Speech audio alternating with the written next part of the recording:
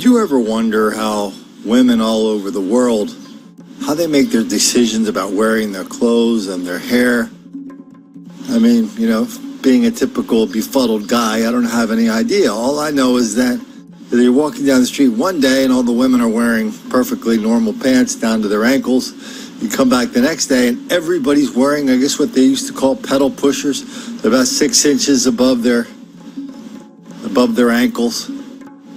And it's just like somebody turned a switch. You don't really hear anybody make an announcement saying, okay, all women, you will now wear your pants very, very short. I don't know how that happens, but it does happen. It's the same thing when we talk about black mob violence and black criminality wildly out of proportion. It seems like there's every year, every 6 months, every 3 months, somebody flicks a switch and we get a very fashionable change in reaction to it. I mean, last year the big reaction was a campaign started by the National Association of Black Journalists, and I don't know who started it with them, but their big campaign was the image of black men in the media. And so they were very concerned about this ridiculous level of black criminality and violence being reported in the media, except they didn't want to ask the black people to change their criminal ways. They wanted reporters to stop reporting that black people are involved in these crimes. I mean, this has been going on for a while, but every time it starts sneaking in, we start seeing more people identified by race as the criminals. And we get some pushback like we got from the National Association of Black Journalists saying, hey, stop reporting black crime. Why are you doing that? I mean, these are the same reporters that if some clown with a sign gets up and makes all these unfounded comments about white racism and he just walks around a downtown area at random, he's going to get full network. He's going to get full coverage from the local network affiliates, if not the network itself. And so they flick these switches on and off, and somebody flicked the switch a few months ago, and the switch is, we white people should stop calling the police on black people, because as we're going to see in this story, it's a sign of hate, it's a sign of bigotry, it's a sign of every bad thing in the world except black criminality. Let's take a look at this video. Pay special attention to this professor they bring in of urban studies from Cleveland. They are happening so frequently, they're hard to keep track of. Permit Patty, upset about a little girl selling water. And Barbecue Becky, trying to shut down a cookout. They're the white women captured on cell phone video calling police on African Americans. We've seen it here at home, too. A young entrepreneur in Maple Heights coming face-to-face with officers, all because he was cutting a client's lawn. News 5's Mike Brookbank here now. Mike, this trend is quite disturbing now for those in Cleveland working to improve race relations. Yeah, it is, Rob and Danita, but this type of behavior we know is nothing new. It's just more visible as people use the current climate in this country to show their true colors. And of course, when it happens, in many cases, as we've seen, a camera is rolling. I'm a veteran, and the things that I see our country doing, I never thought I would see in my lifetime. Racial unrest, according to Ronnie Dunn, reaching new heights. People doing things no more than just being in public space. And for some these days, that's enough to get police involved. Legally selling water without a permit? It's a move that this professor of urban studies at CSU says can have deadly consequences. By merely picking up the telephone, calling the police. Dunn concerned with ongoing interactions between African Americans and law enforcement. Just make sure that what activities you're observing, if that person were of another race or ethnicity, would you make that call as well? There's also a push to get police departments to change how they handle these types of racially charged requests. Based on the information given, whether it's a call that they need to respond to as well. I think we need to take a step back and say, whoa. Anita Gray with the Anti-Defamation League in Cleveland. You cannot draw a picture of an American. Tells me this out in the open hate can lead to change. It helps because good people of all colors and persuasions step up and say, wait a minute, this is too much. As for where we go from here, We need everybody to be listening, watching, and speaking up. some are looking to white Americans to be the catalyst for change. They are the ones that are initiating these calls when African Americans are just going about their daily lives doing innocuous activities. It's something Dunn believes will need to happen, not at a national level, but right here at home. It's going to take communities to really engage in these important and critical dialogues. I just never thought I would see America where we are at this point. Now, Dunn tells me these calls are the result of pervasive stereotyping of African Americans as suspect. He added, as cases like these pile up, it's easy to become tired, but he is encouraging those on the front line of race relations here in Northeast Ohio to stay strong and to not give up. Whenever I think of Cleveland, I always think of the story of the husband and wife had a family. They lived on the fringe of, I think they call it East Cleveland.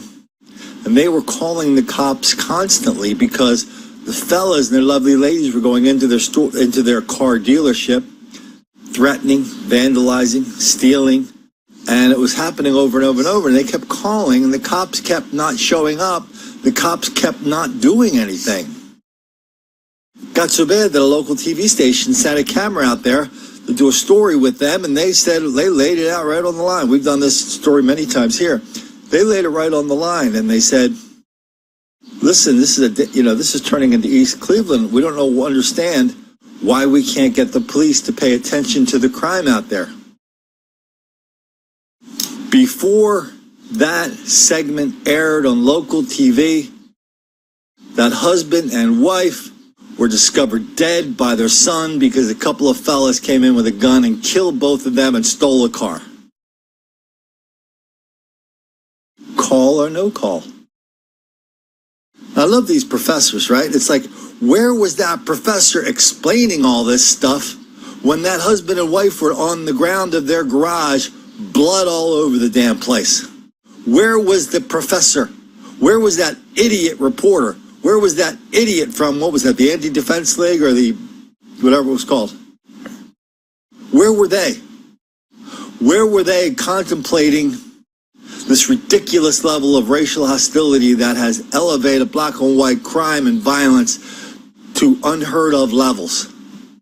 No, all we get is this professor going, oh, calling somebody who's, oh, by the way, illegally having a barbecue, illegally. I didn't make the stupid laws. I didn't make the stupid laws that you can't have a certain kind of barbecue here, but not there. But those are the laws that the people in that town, I think it was Oakland, made. This lady wanted the cops to come in and just write him a ticket, clear it up. Now she's like a bigot. And so what they're really saying, this professor is really saying, and this idiot reporter, that idiot anchor, that idiot member of the Anti-Defamation League, is crime is the new black entitlement. We white people should not call the cops on black people. You heard him say it. This isn't a joke anymore. It's not a parody. It's real life. Crime is the new black entitlement. And we get that from no less an authority than Mike Brookbank of a local network affiliate in Cleveland, Ohio. Oh, stay strong out there to fight all this white racism that's constantly killing black people. Oh, yeah, yeah. Good Lord, you go into Cleveland, you can pick up black and white crimes by the dozens and dozens and dozens for every example of white on black crime. And notice the difference in quality in the crime. One hand we have murder, the other hand we have somebody calling the cops just to check out a suspicious person in the neighborhood. You know, the thing they tell us to do all the time. Black criminality and violence against white people is just continuing non-stop. How about this latest example down near Atlanta, Georgia? Well, police say it was nothing more than a server here at this Applebee's brushing up against the knee of a customer as she was laying the plates on the table. Well, when it happened a second time, that's when fists started flying. They were out of control. Watch as 4 women get up and attack the 21-year-old woman who was serving them their meal. You can see one of them punch the young woman so hard it knocks her backwards. Soon, all 4 were wailing on her. Other employees and patrons at the Applebee's in McDonough break it up, but one of the 4 women comes back for one final blow. She comes running around everyone and punches the victim again. Police say the moment they stood up, one of the 4 customers grabbed a knife off another employee's tray. It looked like this one, and used it on the server. And as she walked by, she grabbed the knife and stabbed her in the arm. She needed 15 stitches to close the gash. Police believe the women also stole the server's money from her apron. And she said she had between $200 or $300 in there from tips and but mainly tabs that she had collected in cash. Detective T.F. Spangenberg says it all started when the server accidentally brushed up against the knee of one of the customers while putting plates on the table. The detective says it wasn't over until someone else in the restaurant yelled, "Police are coming." At that point, the women pick up their purses and casually walk out, leaving the restaurant in shambles and the server needing medical attention. Where's Mike Brookbank? Where's Mike Brookbank? 4 women beat the hell out of a white girl and stab her for no damn reason whatsoever other than she was white, they were black. Okay, you don't have any proof of that. No, what we have is patterns, you idiot. We have patterns. Pattern recognition is the most elementary kind of intelligence test. If you can't tell the difference between an apple and a moving car, you're not going to be around this planet very long. And so now the question is, call or don't call? Well, should she call? Well, what happened? Why did those ladies beat you up? Well, they were just having a bad day. Is it part of any pattern? Well, Atlanta, in this Henry County, they didn't want to call it part of a pattern as much as it is. The people who are victims of these crimes, they don't want to become victims twice. The first time when they get stabbed, the second time when everybody calls them a bad name because they accurately depicted the pattern of what the crime they were just involved in. But why don't we head down to Tuscaloosa, Alabama, a chocolate city? That's it's a chocolate city full of nothing but violence, mayhem, chaos, murder, gunfire. The chief of police figured out what's going on and who was responsible, and he even said so. A tough problem in Tuscaloosa is meeting even tougher talk from Police Chief Steve Anderson, speaking directly to young men tonight and not mincing words. We're going to go after them with everything that we have and try to make their lives miserable. Tuscaloosa's police chief hoping to turn a page and hopefully curb violence. It's extremely frustrating that no matter what we do, it doesn't seem like the individuals in our community, actually the ones that are causing the problems, the young black males with guns, they're getting the message. So what's up with that chief of police? Where did he get the idea that black people with guns are destroying that town of Tuscaloosa if it's not already destroyed? Where did he get the right to say that when the people in Cleveland do not have that right? People in Oakland do not have that right. It's just amazing to me that these reporters can just buy into this so easily. No cognitive, on their part, they believe there's no cognitive dissonance whatsoever. Enormous amount of black violence reporting out one day. They won't say black violence, but you look at it, you see that's what the numbers show. Then the next day they're going, hey, why are people calling the cops on black people? Why are white people doing that? Well, I know why. Because they're very, very, very bad people. Every white person on the planet is a big, fat, nasty racist except for me. Every reporter in the world believes that, by the way. Because they think believing that is the best way not to make the black kids angry.